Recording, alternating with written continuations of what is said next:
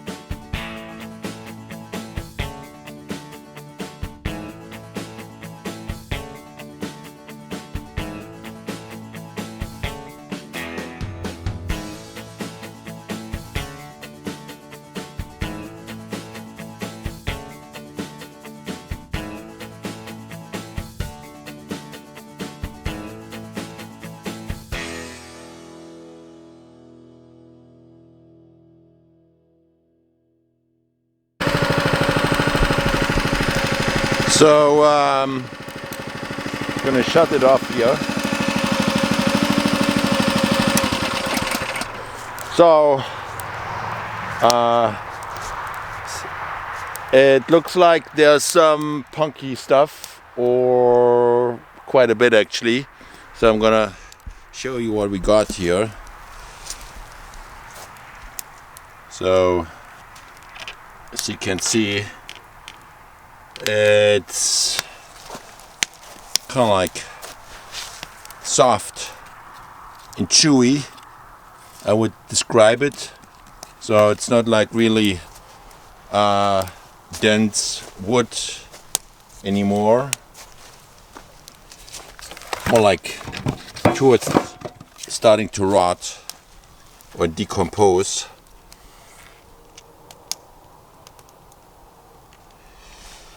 So once it dries out, it may either fall apart or gonna become very obvious that this is not premium firewood, that we wanna ask money for it. The problem is a lot of those older poplars, they start rotting out. Plus my mistake, look at this beautiful fire here, nice. Plus my mistake, I've been storing them on the ground for way too long. These rounds here, I just got them this fall, like about 6 weeks ago. So they're sitting on the ground currently. Over winter, because the ground is frozen, nothing will really do start decomposing that stuff too much. So if I get to those guys by springtime,